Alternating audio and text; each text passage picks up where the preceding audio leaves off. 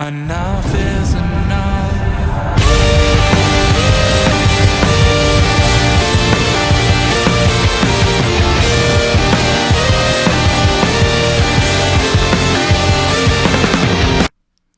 Hey guys, welcome back to the Indie Wrestling Corner with another episode of Under the Ropes. I'm your host as always, the Queen of the Indies, and we're about to get lit. We're gonna get this party started. This has been a long time coming as well. My good friend Theo Ivory, what is going on? You ready? It's like I am. Let's do it. I love it. I love it. Yeah, so I'm really excited about this. I've been wanting to get you on for a while.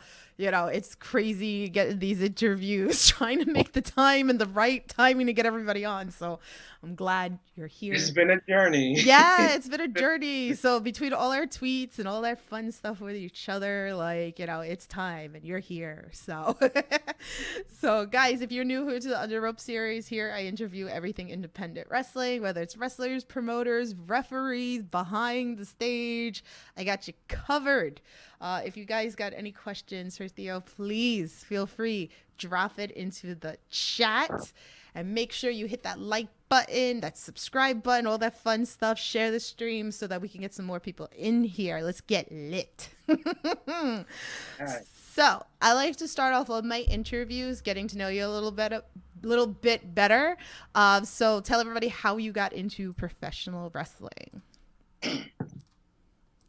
This is always like such a start. It's such a depressing story. But I've learned to how to lighten it up over the years. So May 30th, 2000, my mom died. So at that point I was 9 years old. Never seen wrestling a day in my life. And we had illegal cable at the time. So, you know, at that time, like 2000, that's when pay-per-view was the thing.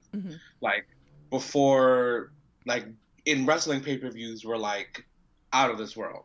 So I'm like flipping through pay-per-view one day, and then I come across on pay-per-view at that time was the 2000 King of the Ring.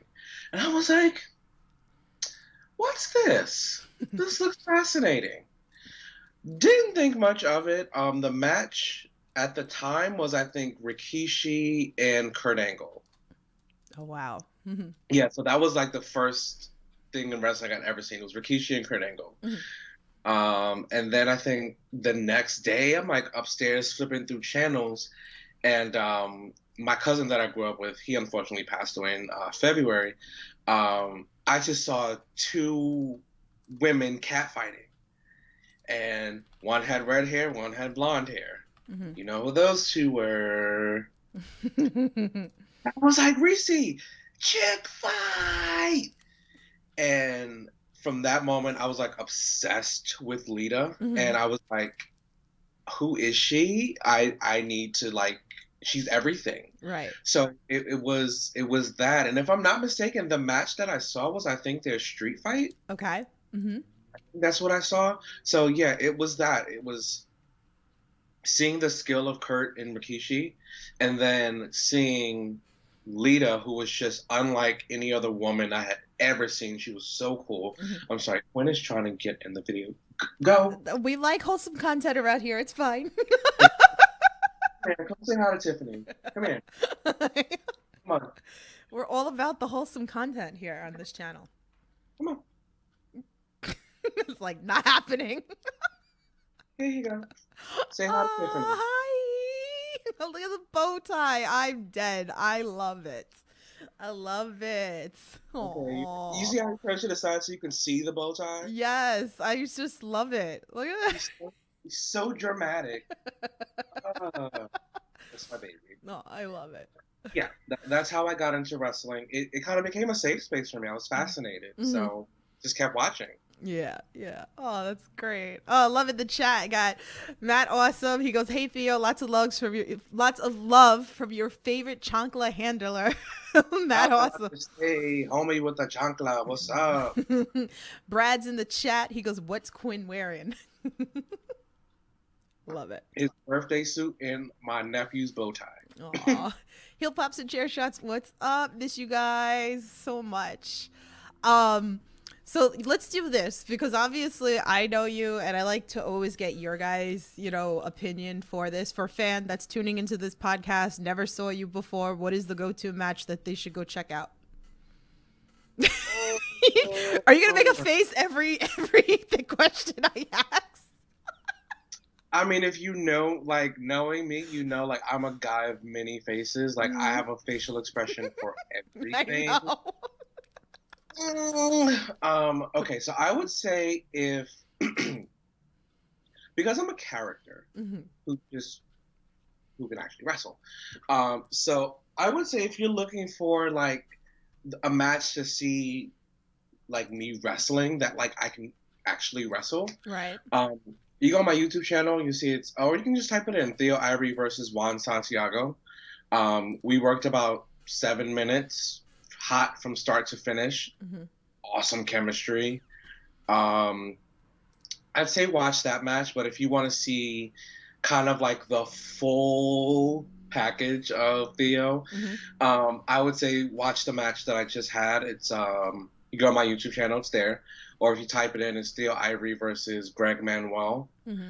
You'll see character, you'll see sass, you'll see wrestling, you'll see all that. Like, you'll see all of this mess in one. Right.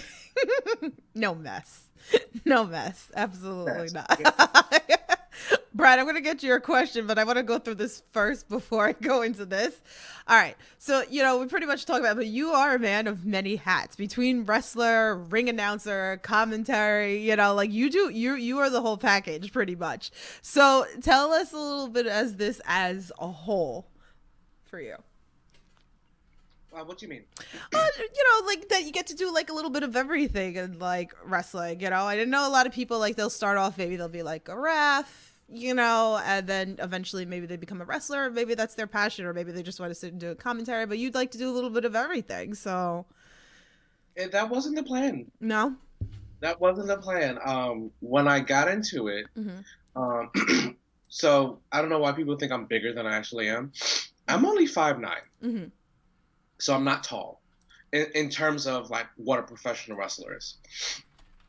Like, I'm not tall. Right. So I came into it, I was like, I wanted to be a manager until I got good enough to be in the ring. So because I was at Dojo Wars, they were like, hey, we need you to do commentary. And we all had to do commentary at some point at Dojo Wars. But they liked me and said, like, yeah, you're going to do commentary every week. I was like, okay.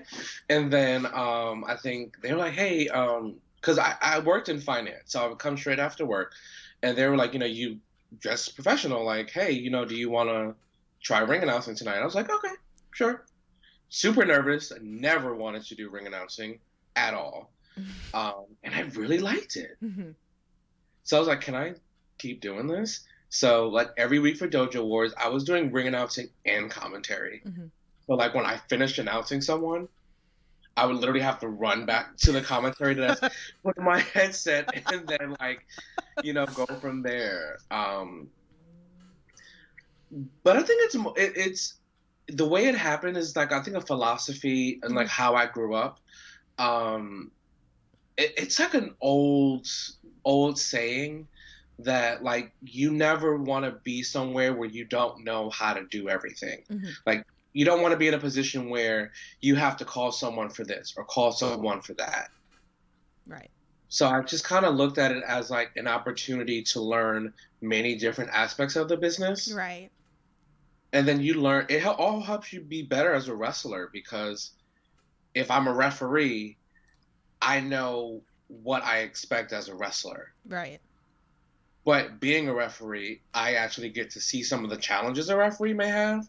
So that helps me to kind of smooth it out when I'm actually working. Right. So I'm like, okay, I know the referee can't see certain things here or certain things there. So, and I know what I want to be said about me on commentary.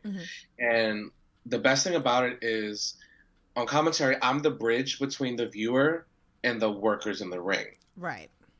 So I love being able to be that storyteller and share that narrative with, with the viewers, because I grew up on J.R. and King, and they were like phenomenal storytellers. So I've always loved the fact that I could be the one to translate that story and make everyone look as great as possible. Right. You make a mistake, I'm going to cover that shit for you. I'm not going to say that was strategy. That was on purpose. I'm not going to make you look bad. I don't want nobody make me look bad. Right. Of course. How cool. Find like different callings in one spot. It's funny because Brad brought up this, and then I'm gonna go off of this. He goes, "Just watch the clip of the wig flying off. That's all you need." So, the funny story with this is, I actually messaged Theo, and I'm like, I want to talk about this, but if it's not okay, that's cool. And I was like, I had a brain fart because I couldn't remember her name, but he was eating ramen, and he told me he spit his ramen out. I almost freaking choked. Like, it was so bad. I was like, oh my God.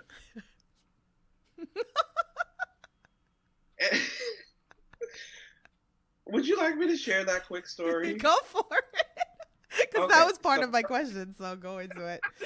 So her worker name is Debria X. She trains out of BWF up in the Bronx. Super sweet girl. Loved her. So remember, I started watching wrestling in 2000, and we all about the Divas, honey. Mm-hmm. So I used to love the Divas hair mare that they would do. Right.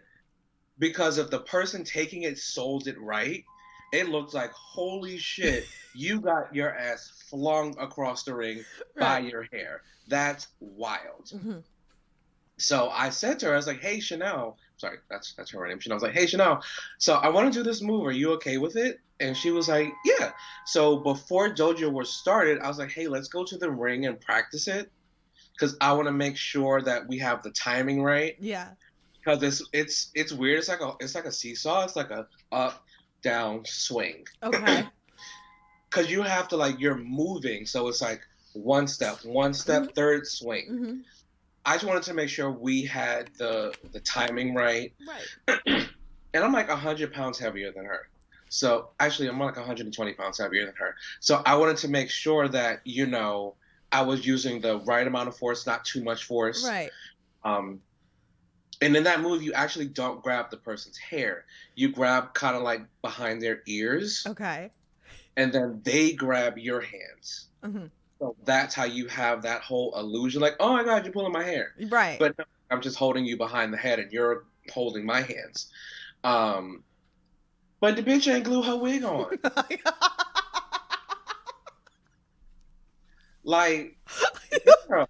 So obviously, this wasn't planned. No, it was not planned. It was not planned at all. And I was just like, because at the moment I'm so concerned about my friend, and I'm like, oh my God, like, are you okay? And you can see, I grabbed her and I put her in her hair, like, are you okay? Because, that's embarrassing, and I didn't want my friend to be, embarrassed and hurt. Yeah, this is what happens when you have a big forehead. Oh, oh my goodness. Just gonna leave that up there. Okay. Whatever. I seen it one other time too that somebody's wig went flying off. Look, I'm from Queens. I got a little hood in me. I'm not from the suburbs, baby. It was funny. It's a funny clip, and you randomly posted it. I die every time that I see it. I do, because I scrub my page a lot. Mm-hmm. And I just do that because if I'm in a different frame of mind, if I'm in a different headspace, I'm just gonna fucking scrub the page and start new. Yeah. And I'm like, but wait, I need to see this again. So I just randomly repost it every quarter. Yeah. Quarterly post, if you will. I think you had posted that I think the week before or something like that kind of triggered me, that I was like, okay, we got to bring this up on the podcast, but only respectfully. I was like, because I don't want anybody to get upset, So it's a fun. It was a great moment. Yeah. She was like really embarrassed like when we got to the back, and I'm like, listen, don't be embarrassed. I was like, there are so many people that wish they had a moment that the crowd will never forget. Yeah. And I'm like, and you have that moment. And I'm like, Yeah. no matter what, people are always going to remember you. Yeah. Absolutely. Oh man. It was great. It's a great clip. Brad Axe is in the chat. How did you choose the CZW school to train at, and where did the British character come from? Ooh, y'all are gonna love this answer. So for those of you who don't know, Nevaeh Chantel is actually my best friend. We met in December 2015 at a tryout at the Monster Factory. It was like it was called the Making the Monster Challenge, and if you won the challenge, you got free tuition. I got half off, so I did something right, I guess. I was in my last year of grad school, and I lived in Freeport, and Monster Factory is in like Mantua, New Jersey. So that's like 2 hours plus gas and tolls. I was like, I'm not doing that. Because I work full-time at an investment firm. I'm a full-time grad student. I graduate in May. I'll come when I graduate. So did that, but her and I became best friends from like day one of the tryout. So like I was at the Monster Factory for like 2-3 months. Damian Priest was actually one of my coaches. Oh wow. Little name drop. He was one of my coaches, and but I had like personal issues, and I also wanted to have a family, so it just didn't line up at the time. So did about 2 months of training and just completely left the business. But of course, Nevaeh and I, best friends, talk all the time. So 2019, she starts working CZW Dojo Wars. And she kept saying, yo, Bessie, I think you'll love it. Like, you've been wanting to get into the business. I think you're going to love this. You're going to love this. You're going to love this. I'm like, girl, I don't have the time. And then my little cousin died in like a really bad car wreck. Oh, no. And it just kind of showed me like life is really short. And if you want to do something, you have a dream, just fucking do it. Right. At least be able to say that you did it. So I went to Dojo Wars to watch her have a match. That was July 2019. And I said, okay, yeah, I still got my wrestling shoes. They still fit. So yeah, I'm going to start training here. My first class was a promo class. So, 'cause I think it was, at the time, Dojo Wars was on Wednesday. And class was Monday, Tuesday, Thursday. So Thursday was promo class. So I'm in promo class, got my promo written out. I'm like, I know what I'm going to say. I got this. I'm a good talker. Yeah. Guess who goes in front of me? Who? I mean, or like, guess who I was behind in the line? Who? Just take Trick Williams. Oh, wow. Oh, wow. So imagine having to follow that. Oh, wow. So the character he had at the time was like Sweet Daddy Trick. It was like kind of like a pimp daddy. Okay. But the character and Matrick are so different. Like, he's so chill. He's so mellow. He's like one of the sweetest people you'll ever meet in the world. He's like just a great guy. But the character was so unlike him. But he embodied it, and it seemed so natural. And I was like, how the fuck am I going to follow that? So I erased my whole promo, because I'm like, this shit ain't going to work.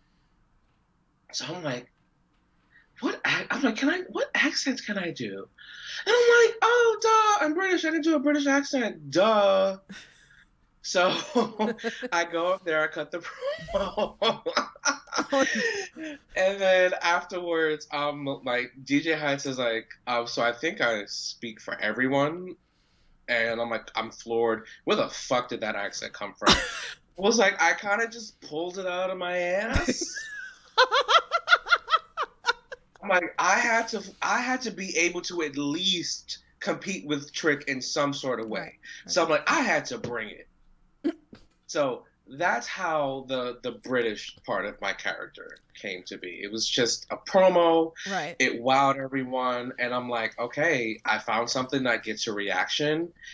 Um, it's very different from my normal self, so we're gonna go with it. Wow. See, it was like meant to be pretty much. It was It was just like meant to so be. much stuff. It's just like the way it lined up was Mhm. like, That's awesome though. here, I see like what you did. That's cool. That's a great story. That's It really is, really and cool. look at him now. Yeah, Like no, that's awesome. what you see on TV is literally what was in JoJo War. So they're letting him be himself. Right, right, That's right. a big thing to like be mindful of. Yeah. Like that's Trick. Right, Like right. that's him. That's awesome. Like ain't nobody's writing his shit. Mhm. That's him. That Mhm. is all him. Really, really cool. Piers in the chat, he said, "Good day from Australia. How was it working with Casey Navarro?" Really good. Nerve wracking. Jesus. Oh my God, it was nerve wracking. I think the first show we did as a group was September 2019. Remember, I told you I came at the end of July. Right, right, right. So I'd been here less than 2 months, and they're like, yeah, we want you to be a part of Casey's group on the main show. And I'm like, what? You know, the main show that people have been here for years busting their ass trying to get to. But it was my character that got me there. Mhm. And I learned a lot from working under Casey because he is someone else who's really, really strong and in tune with his character and who he is. Mhm. And I got to learn how to work that character in the match, how to play off of the audience's emotions. He comes to every show dressed like $1,000,000. So there was just a lot of things that I learned. You know, I learned how to, you know, carry yourself like a professional, how to just allow the gimmick to or the situation to engulf you and you just live in it and turn it up to 1,000,000. Great experience. Yeah. Surreal experience. I'm like, holy fuck, I'm on pay-per-view every month. Holy fuck. Like, I still can't believe that. Aw. I still can't believe that. It's so weird. It's insane.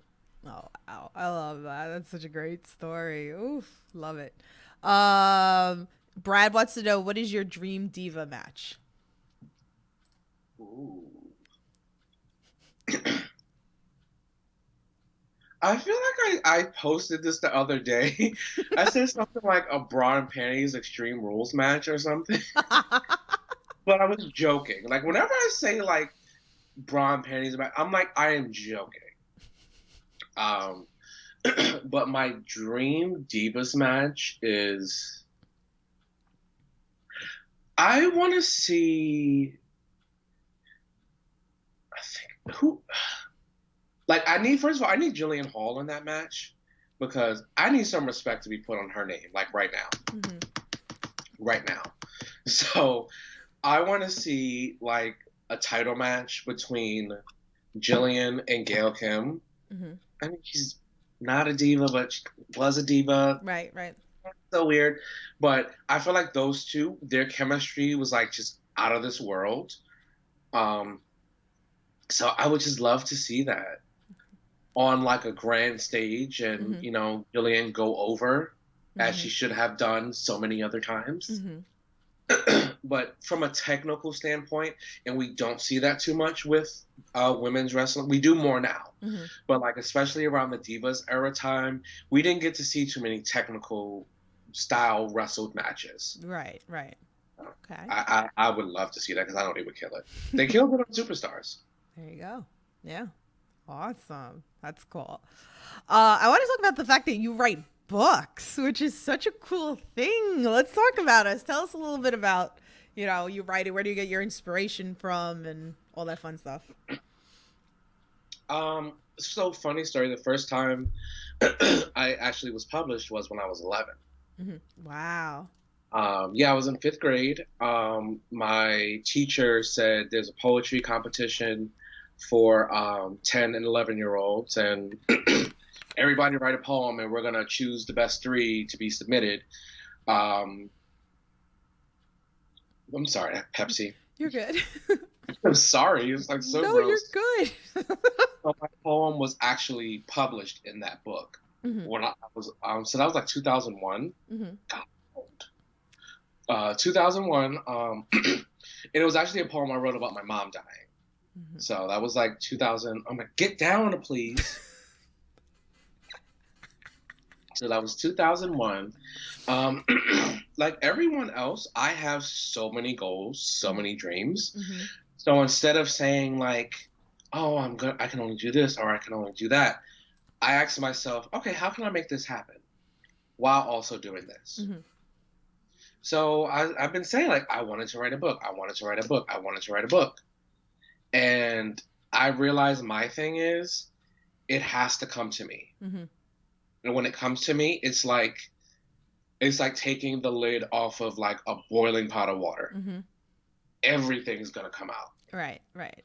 But if I try to sit there and say, "Ooh, I'm gonna write a book," no, I'll be sitting there looking stupid. So I was at work. This was 2016. I worked at TD Bank. I'm at work at my desk, and I was like, so much to teach little girls of color that even though their hair is different, they're still just as beautiful and just as special.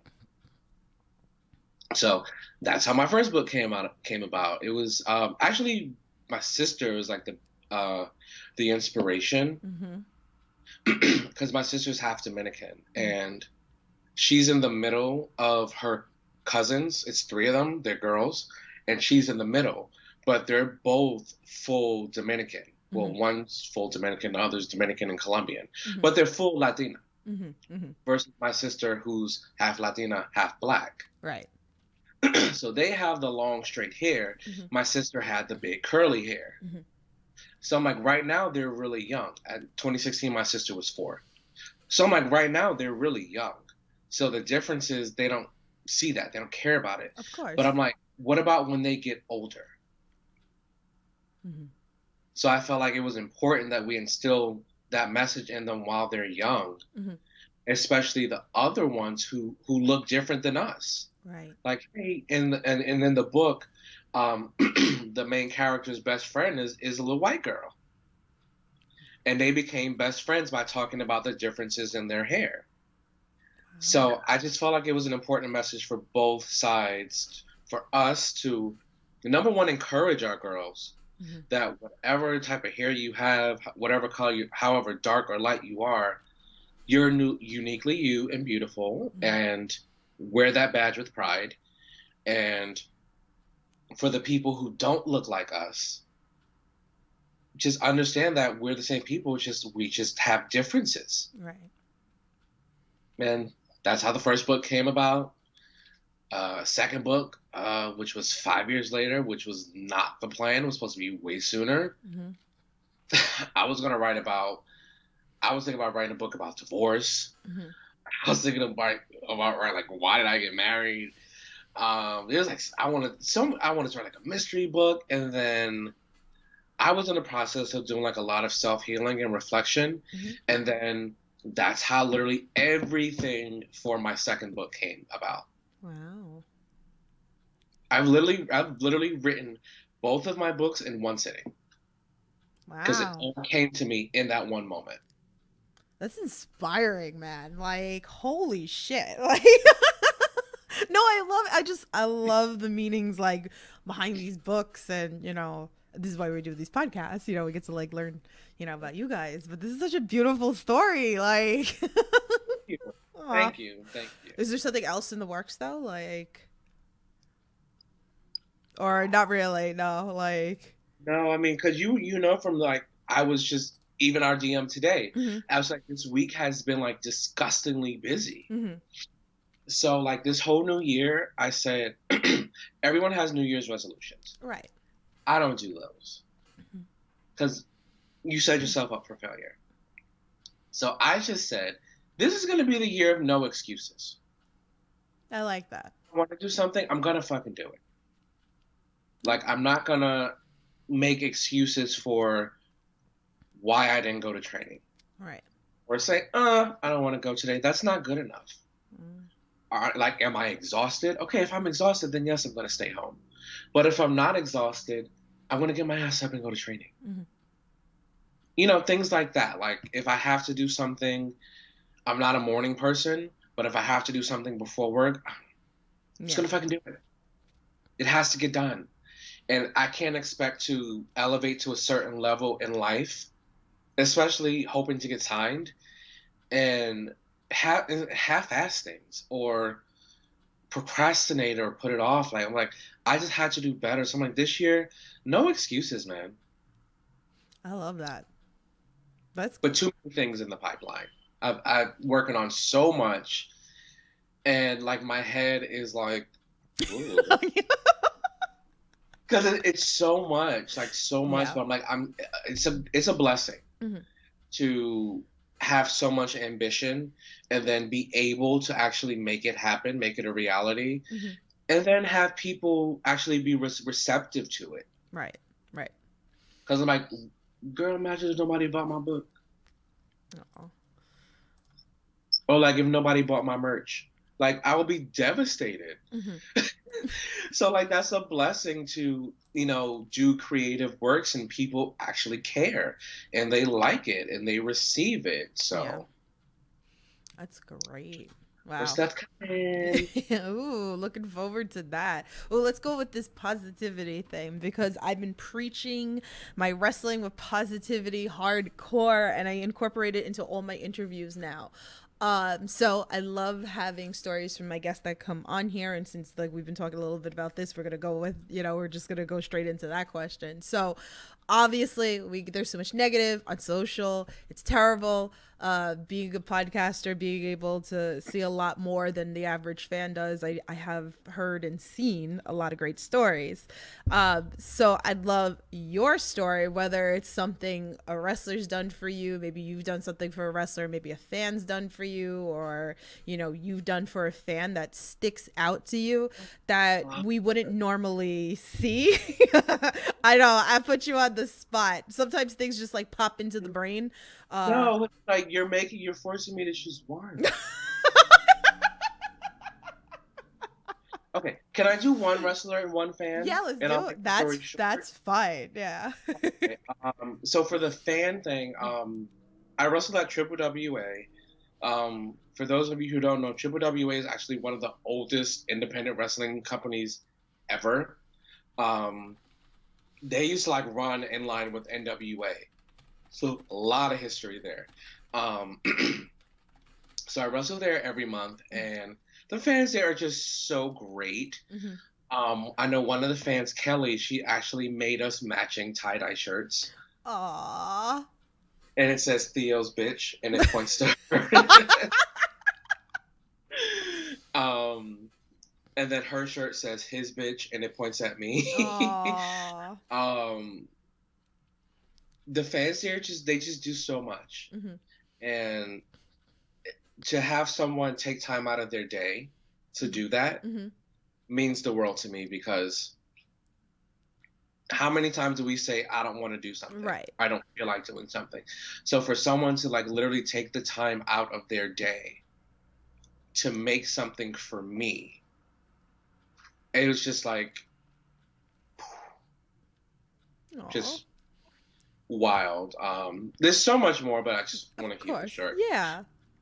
For the wrestlers, I have to shout out Gabby Gilbert, and I hope it just doesn't ruin things for her character, but Mother Endless, her human form. The human form of Mother Endless, I should say. When I came back from so my grandmother and Jimmy Rave, who was one of my coaches and Gabby's fiance, they died on the same day, December 12th.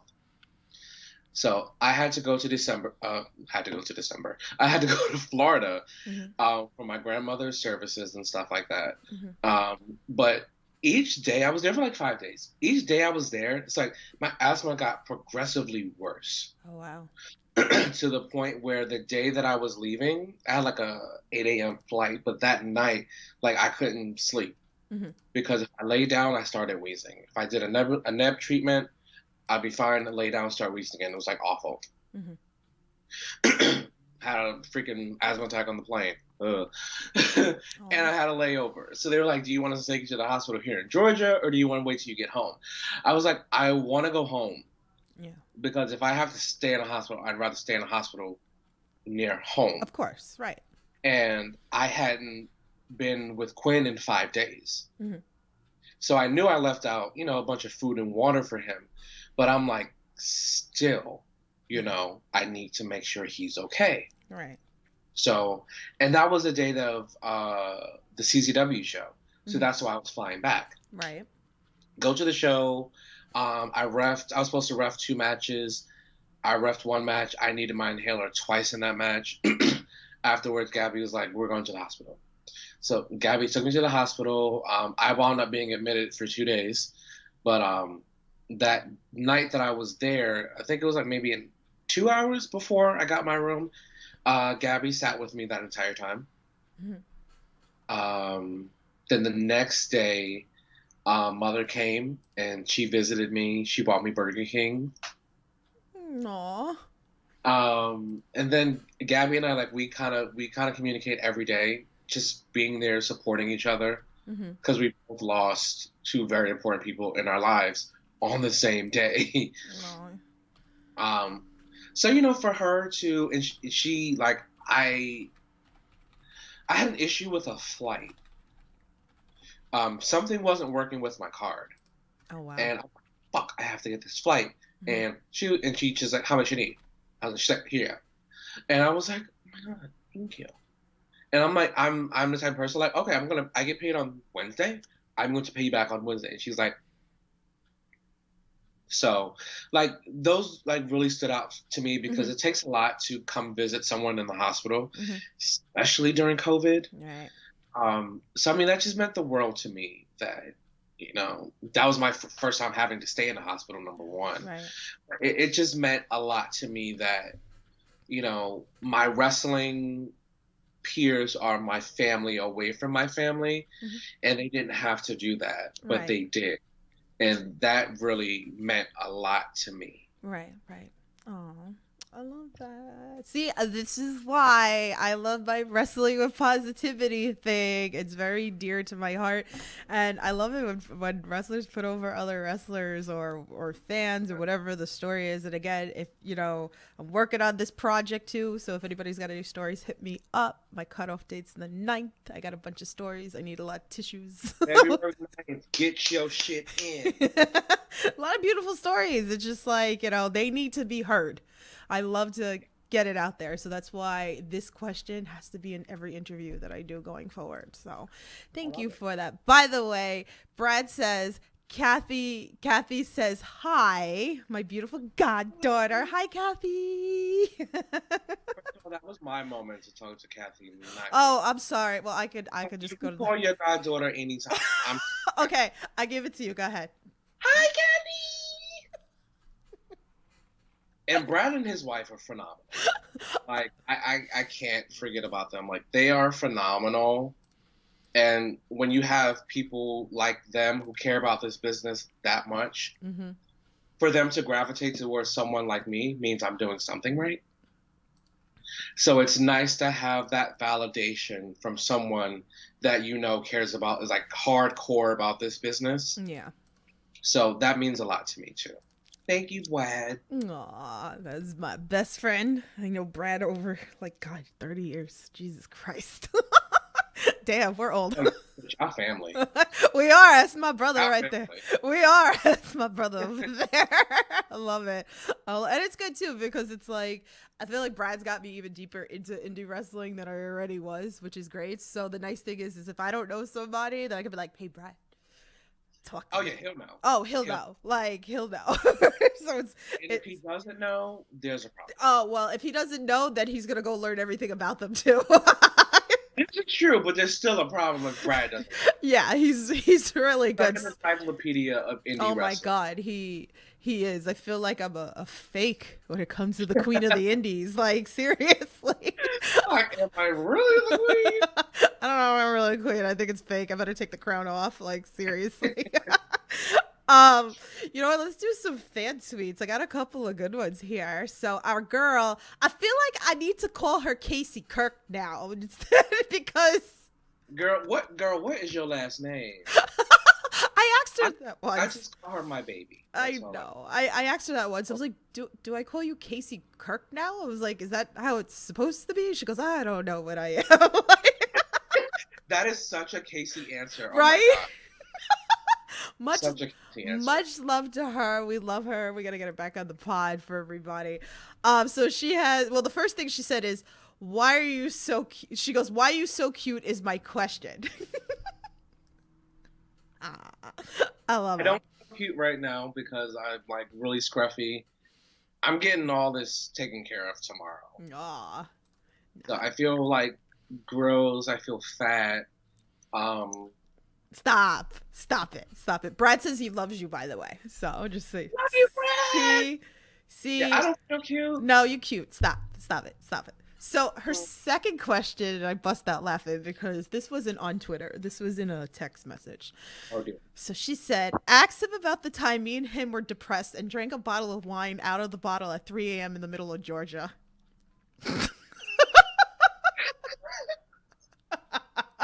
I knew. I was like, oh God. I was like, and then she went to, I was like, do not tell me. I told her. I was like, I want him to explain this story to me. I was like, I do not want you to tell me this story. So this is actually how we became so close. I'll never forget the date. It was January 31st and February 1st of 2020. This is like right before COVID hit. We had a road loop in Georgia and Alabama with Empower Wrestling. And Casey was the champion for Empower. So I think the first night it was supposed to be, the main event was Casey versus Brittany Blake in a champion versus champion match. Because Brittany is the WSU champion. And I was on commentary. So, like, after that show, we were all going back to the hotel, and I was riding with Gabby and Jimmy. So we, like, stopped at the gas station, and I don't know what it is about the gas stations down south. I'm not complaining, but you can buy liquor in there, okay?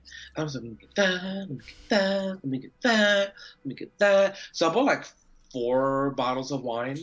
Oh, no. We get back to the hotel, and I don't know if we like texted each other. No, I think I went outside to smoke and she was out there smoking. So I was like, hey babe, what's up? And like literally we just wound up talking about life. We went through like 3-4 bottles of wine. We chain smoked. Yeah, that seems about right. And we were out there till I think about 4 o'clock in the morning. Wow. And literally from that day, she was like, I love you so much. Like, you were so incredible. Like, I really appreciate you. And I was like, I mean, of course I love you, but I didn't feel like I did anything special. But I guess we just connected on a level. And I think we both been through things in our lives. And we both kind of needed someone to just be like, oh, I get it. You know, you went through some shit, but you're not a bad person. Or, you know, you just went through some shit in life, dusted yourself off, and got back up and kept on moving. Yeah. I also remember there was a spot in her match that was messed up. And I think it was like miscommunication. And I told her after, like, what I said on commentary. And she's like, oh my God, thank you so much. And I said, yeah, girl, like, you're my friend. I'm not about to have people at home thinking, like, you fucked up. Right. So the miscommunication I said on commentary, I'm like, that's strategy by Casey Navarro. She's thinking Brittany Blake has got the upper hand and she's going to lure her into like a false sense of security. Mm-hmm. And I think Casey got herself counted out in the match. Mm. So it worked well with that because I was like, see, I told you strategy. But I think it was like, me saying like, hey, I looked out for you. I'm always make sure I look out for you. I'm on commentary. And that's just a sharing of the life stories. Like we just... Yeah. Aw. I love that. Oh, Coco. I love Coco. Love Coco. I'm gonna take Coco with me next time I see Coco. So cute. So adorable. And then her cats are very dramatic. John wants to know in the chat, would you have a match with her? Say it again? Would you have... John asks in the chat, would you have a match with Casey? Absolutely. Like, Absolutely. why not? Bring Absolutely. it. Friends make We the best went matches. training, and it was so funny. Mm-hmm. This was like beginning of my career, like 2019, I think. We had training, Casey I came, and she's like, hey, babe, like, just, like, I throw my forearms, like, I'm really stiff with my forearms. I was like, that's how I like it. And she, like, gave me a forearm. I was like, ooh, I like that. Because I'm a snug wrestler as well. Mm-hmm. So I tell people, like, no, fucking hit me. Like, I'm not going to complain about getting hit as long as you're safe. Right. Makes sense. And I need to know what I'm selling. Yeah. So she's a very high impact striker. Her character's amazing. Mm-hmm. And I just know when you're wrestling with your friends, Make better matches. you kill the match and you say sorry later. Yeah. And I know that we would go out there and probably murder each other. Mm-hmm. And I'm going to tell, like, bitch, if one of my locks is left in that ring, I'm going to beat your ass in that ring. But we're going to laugh about it later. I got to sell it. My hair is my life. I got to sell it. I know that we would have one of those, like, as JR called it, a freaking barn burner. Mm-hmm. Because we're friends and we know, like, we can just go all out. Mm-hmm. And just make sure we protect each other, of course. But yeah. we would kill it. We would kill it. John wants to know if you would do a death match with her.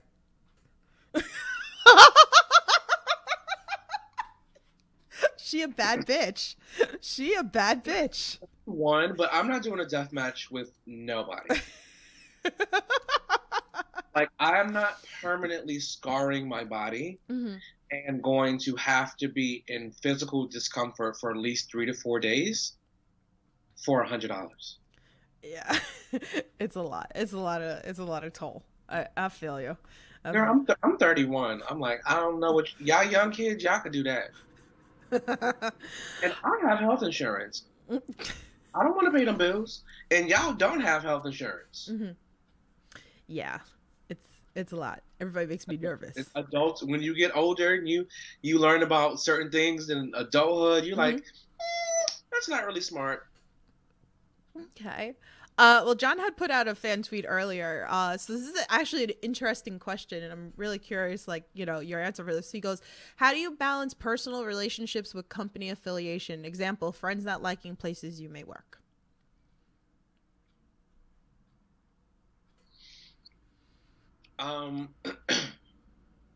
Great question, number one. Yeah. So first of all, I don't use that word friend lightly. Okay. So if I call you a friend, we've been through some shit. And we understand that although we may not have the same mindset and ideologies on everything, we still have like a baseline understanding and we agree on certain things, or we know how to maneuver something that we may not necessarily like. So I wouldn't have that situation because number one, I don't get in people's business. Right.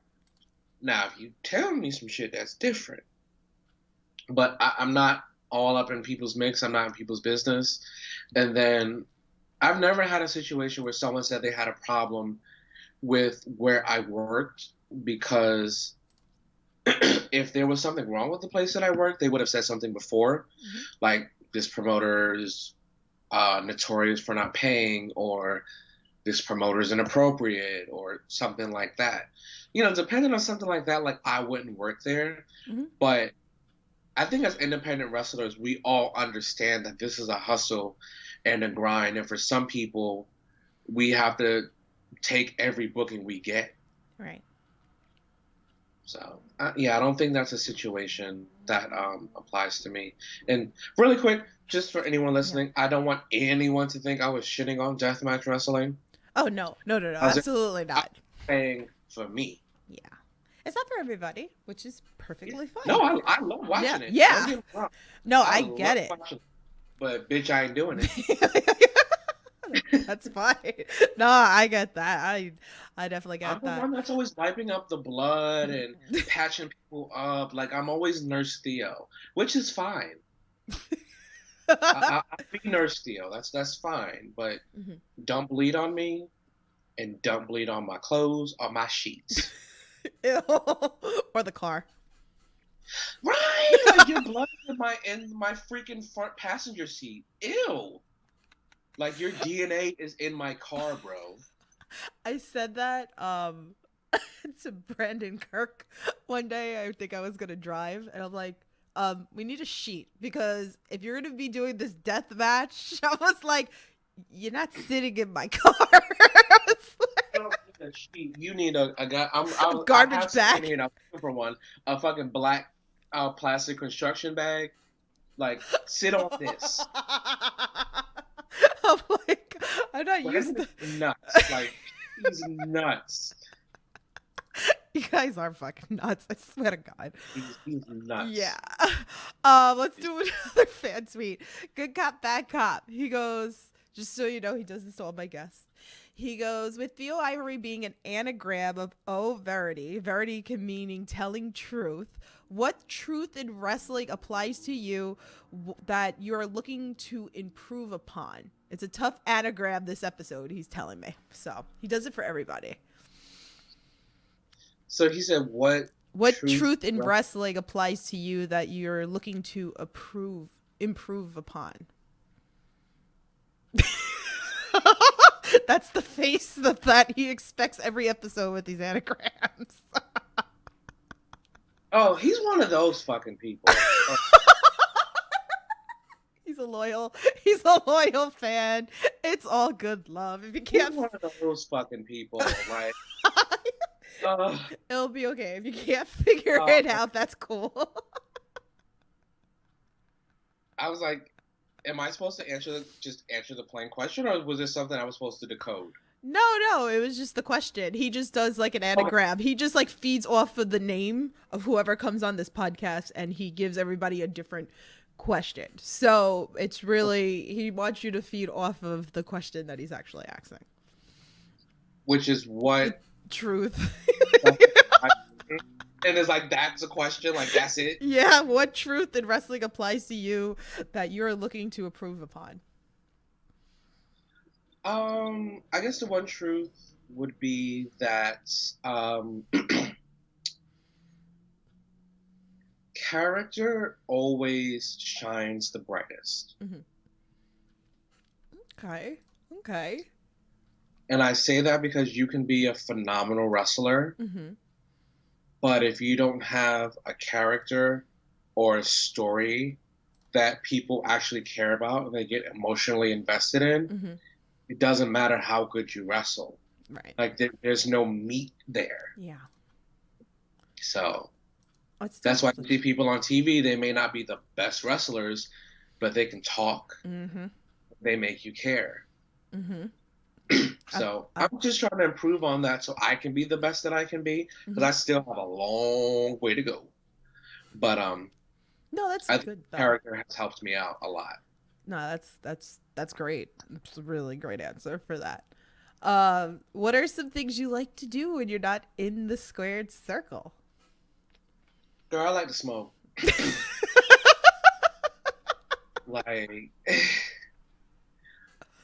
But I think outside of that, I'm kind of trying to figure that out. So that's an interesting journey. Trying to figure out, like, what do I, and I literally asked, like, I was in my siblings group chat the other day, Mm-hmm. and I was talking about that. I was like, what's my thing? Because I used to be a big reader, but then, adulthood happened and Yeah. working and stuff like that. So I'm like, I don't read like I used to. I don't have the attention span for video games like I used to. Mm-hmm. So I'm trying to figure that out. So if Okay. I'm not smoking, I'm definitely on YouTube Mm-hmm. Yeah. watching clips of something, or watching wrestling, or that's really it. I don't do much. Okay. Okay. That's okay. That's cool. So I have two final questions for you. If anybody else has anything, please drop them into the chat. What are some goals for you in 2022? Hmm.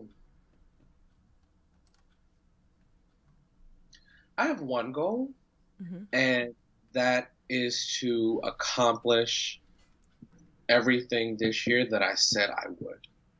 Okay. And I chose that answer because I don't believe in publicly sharing your goals. Okay. That's perfectly fine. Um, so I just kind of wrap it up in a nice little bow and say, hey, whatever I said I'm going to accomplish this year, my goal is to do that. Mm-hmm. Because Okay. it encompasses so many different things, and goals change every day. So I'm like, whatever goal I say, or goals I say I want to accomplish this year, Mm-hmm. I actually do it, and I don't make excuses. Mm-hmm. I get her done. Mm-hmm. Okay. That's a good answer. That's fine. Brad, by the way, said your thing is posting dirty memes. I'm always post something dirty. I love that. And that's new. Like I've only recently got like that in the last few years, because I'm like, we all fuck. Yeah. We all do it. Yeah. I'm sorry. I've repressed myself and my sexuality for a very long time. Mm-hmm. I'm a grown ass man. I'm not going to be online talking about nothing like real hardcore vulgar. Mm-hmm. But I'm like, if it's a little dirty meme, you laughed, right? Mm-hmm. Mission accomplished. That's it. Can't take And life you were so thinking serious. Can't take life so serious. It's not worth it. It, It's too short. It isn't. It isn't. So I'm gonna go with one final question, and then we can talk about what you got coming up, which is great, and you're amazing, and like I'm having tons of fun with you, and then we'll have you come back again, obviously. But I always like ending my interviews on a great note for those inspiring and amateur wrestlers out there. What's a piece of advice that you would give them? That's a good one.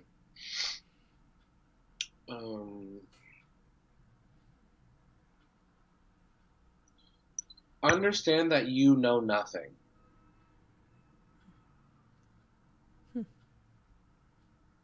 And if you understand that you know nothing, then you know that every day you're here to learn something new. Mm-hmm.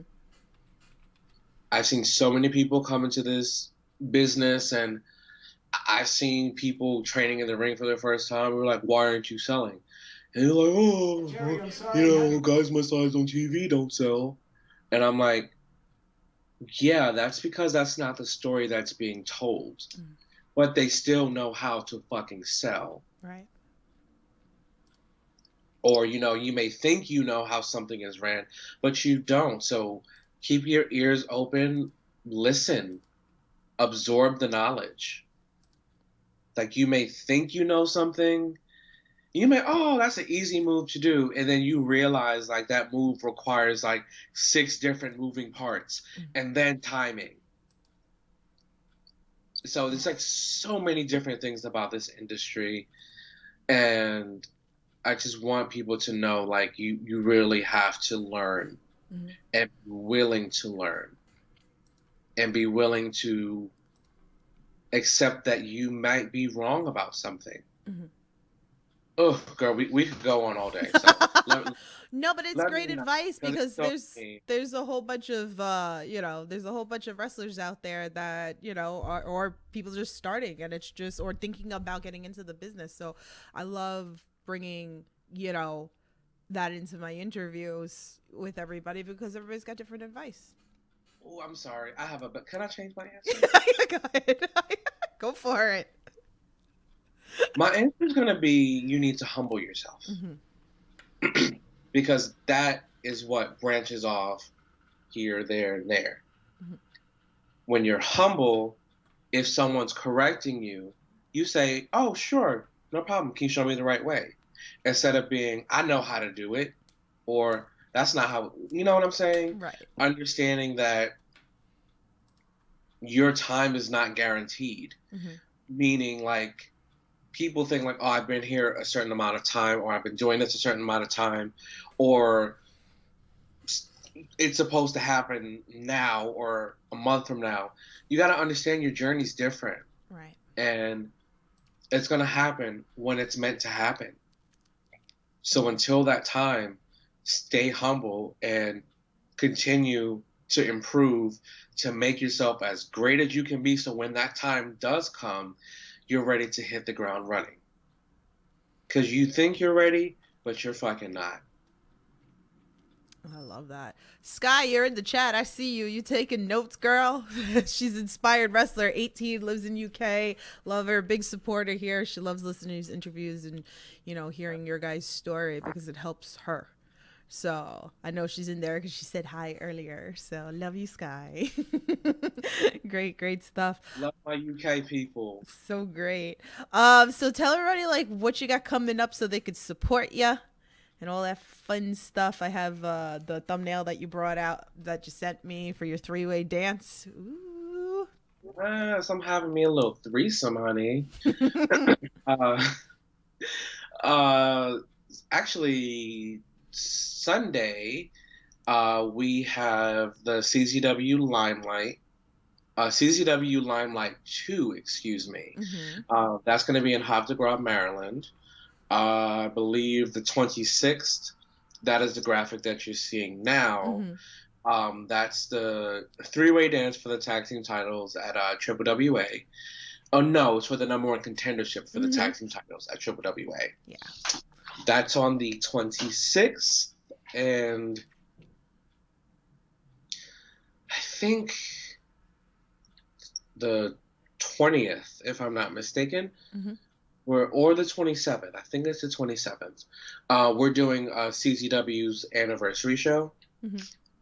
So, girl, I have like one weekend this week. Busy. Yeah. Busy. And it's like, oh my God. But it's like, it's a blessing. It It's is. such a blessing. It's surreal, No. I can't believe it's my life. Yeah. Brad wants to know if you're gonna be at Pride and Vibe. Sorry, I forgot about my baby here. Oh. Yes, I absolutely will be. I love everything that Billy Dixon puts together. Mm-hmm. I was blessed to be a part of the last Paris is Bumping event. Fingers crossed I still get squeezed into this one. But that's another thing in wrestling you have to understand. You're not going to get every opportunity. Right. Sometimes there's a certain number of people, there's a certain budget, and hard decisions have to be made. So if you don't get it, it's not personal, it's business, Right. So whether I get added later or not, I'm still going to be there to support. I'm going to support Billy. I'm going to support everyone on the show. Everyone is amazing.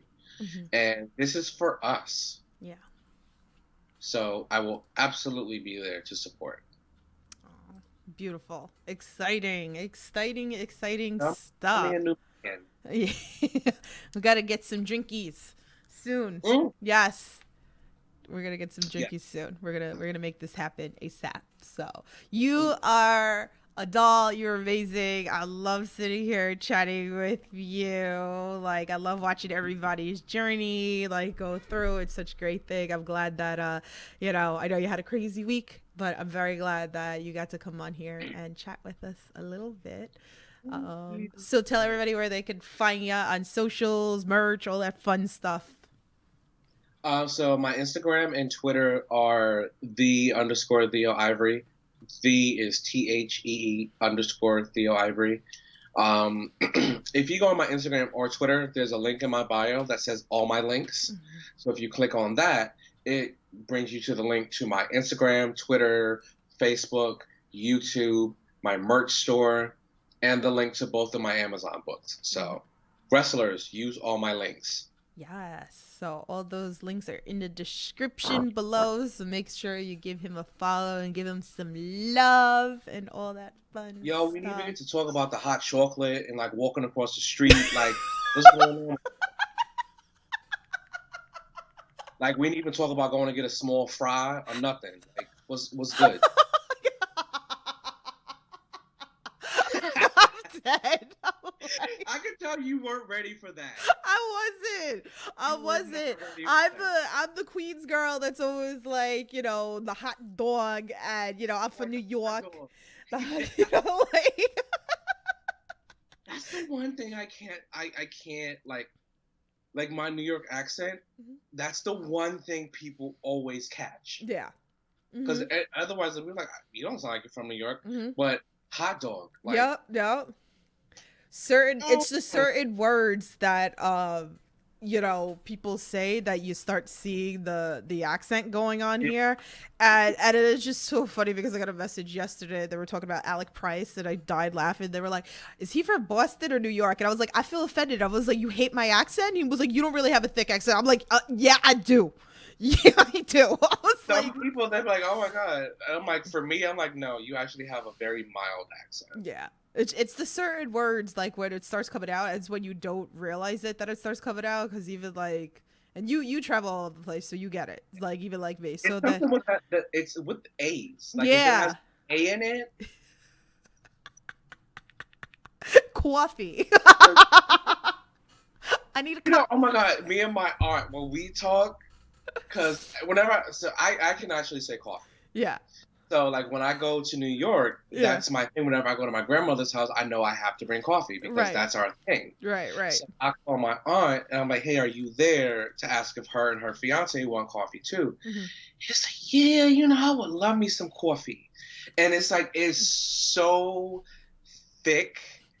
And I'm like, I have to remember, like, I'm in Pennsylvania. They don't talk like that. No, they like look at you with like six heads. I think I went to Chicago and I went to one of the pizza joints, because you gotta have the pizza, right? Like, being a New Yorker, you go to Chicago, you got whatever. I mean, the point is like you have to try the pizza. When you go to certain places, you got to try whatever it is. So I was like, all right. So somebody had been to, I forgot the name of the pizza place, and they're like, Tiff, we got to go to this place. I'm like, I'm all for it because I'm here. I want to try Chicago deep dish pizza.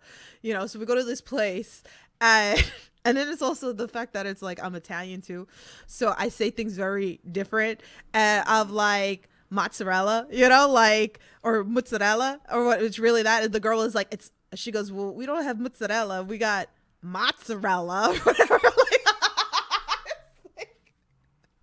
Wait, how did she say it? Mozzarella. I was like, mozzarella, because it's like that Italian in me. She was like, we don't have that, we have this. And I like almost lost. I should sound like she from Queens. We got mozzarella. Well, she said it kind of like different too. I'm probably like saying it wrong, how she did it. But she looked at me. Like, I would have cackled if she said it like that in front of me. I died. And then she gave me shit because I picked up the pizza with my hands, and she's like, you're supposed to use the fork and the knife. I'm like, bitch, like, I'm from fucking New York. I'm like, you gotta fold that shit. I'm hungry. Like, bitch, this is going in my mouth. They freaking say water. What the fuck is water? Water? That's so weird to me. I'm like, water? What is water? Water.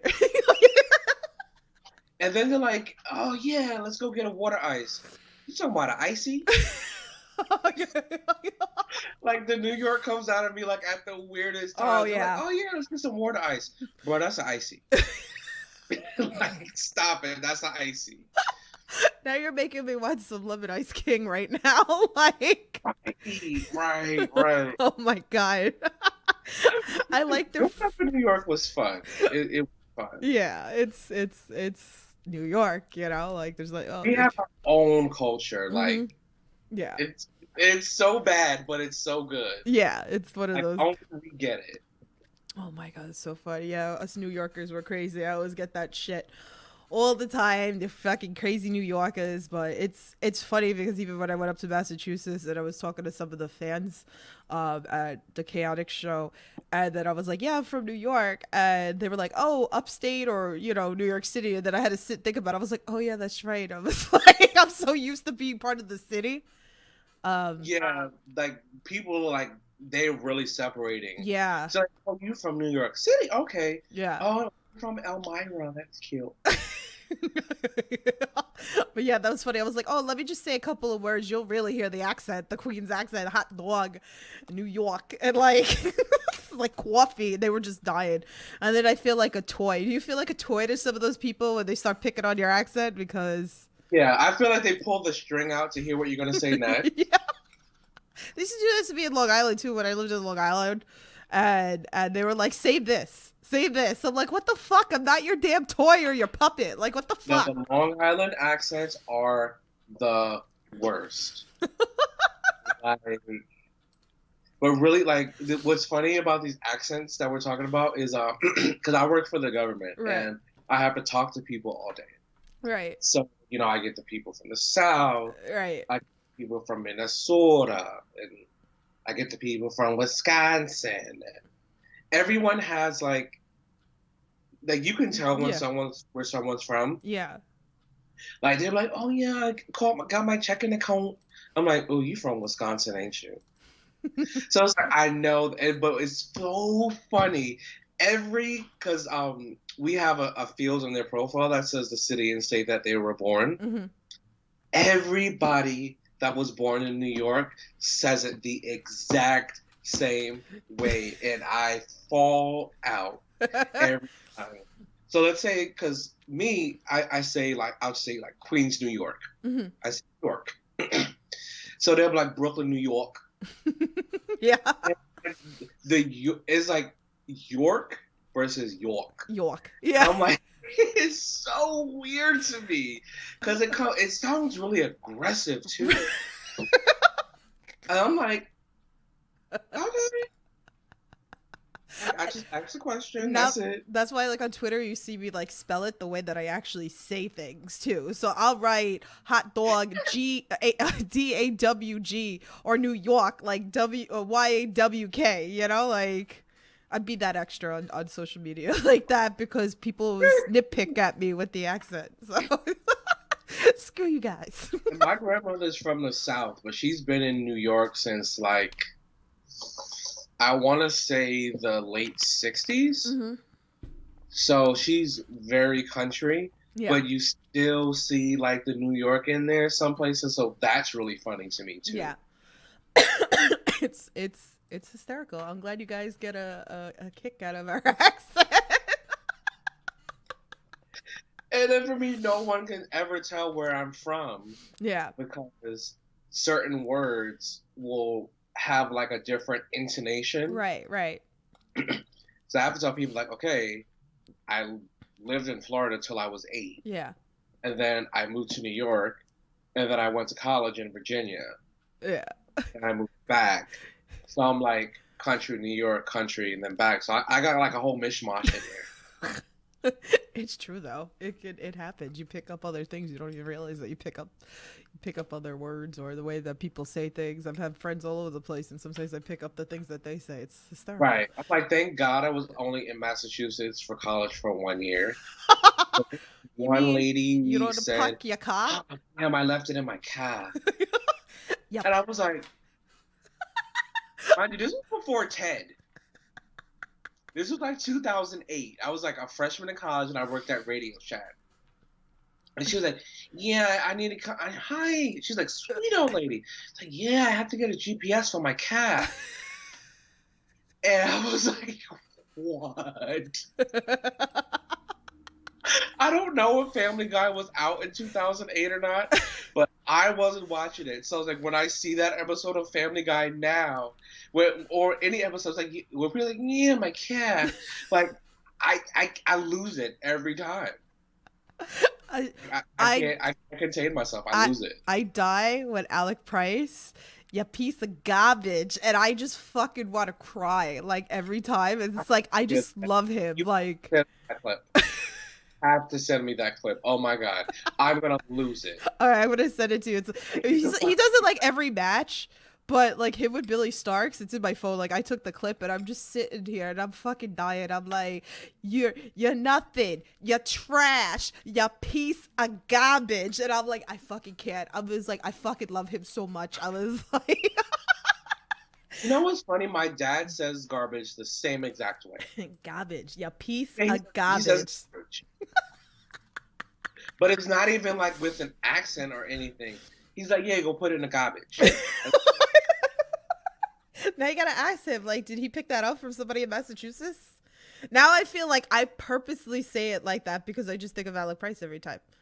So he's Becca's boyfriend, right? Yeah. I oh my god, you know what'd be so funny? If he said that to her, that they should do like a playful promo. Because you know she has the pigtails. Yeah. And he says, you're a piece of garbage. And she's like, what's that? I would fall out.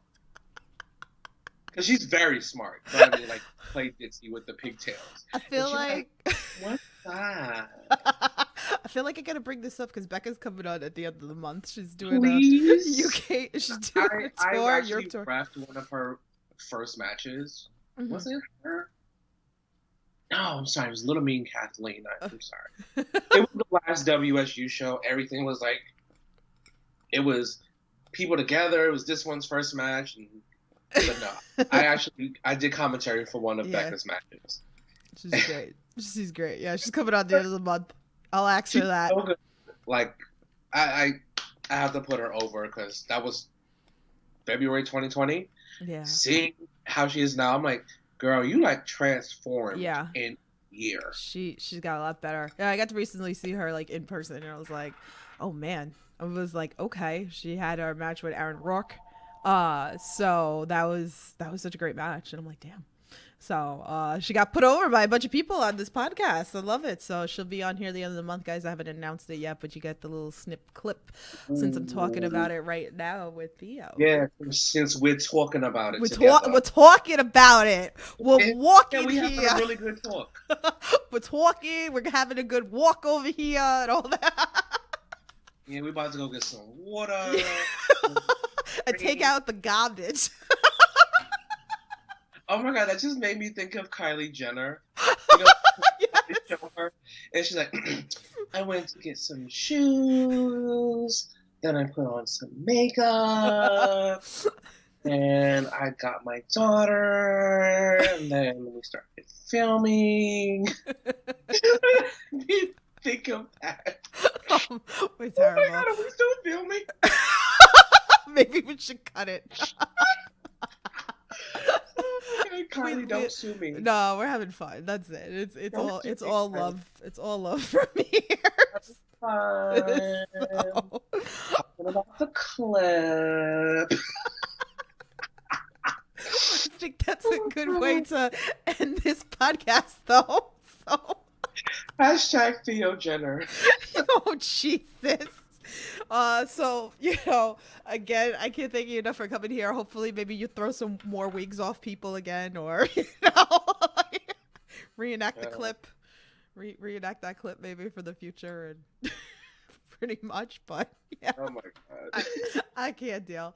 It's not funny if I reenact it. Someone else has to do it. Yes. Then it's funny. Oh my god. I don't want to be an Uncle Rico out here. Okay. Oh my god, you got it. Thank you. Yes. I was like, if she doesn't get this joke, no, I got it. That's gonna close my laptop.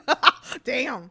So, but yeah, so again, I can't thank you enough for coming here, chatting with us. I'd love to have you come back. You know, we could do like an update episode or try to get people to come back every once in a while so we get some updates about what's going on, what's new, what's old. You know, did he rip any wigs off or something else? Or, you know, maybe he wrestles Alec Price in the future and, you know, you can be like, you're a piece of garbage. But yeah, so guys, go give him some love, go give him follows, you know, go see him, buy merch, all that fun stuff, go support, go see him. So you know, get that drinky drinks out for him and all that fun stuff. Over 500 days and still haven't lost it. Ooh, love it. So guys, thank you again so much for hanging out with us. Thank you for all your questions, all your participation. I love you very much. So yeah, next week's another busy week, guys, with podcasts. Make sure you're following the Indie Wrestling Corner on Twitter and all the socials to see who is coming up next. Chase Del Monte is coming on next week, you know, so definitely check that's Monday. So yeah, so you guys know the drill. Stay safe, support independent wrestling. We'll talk to you guys soon. Have a good night.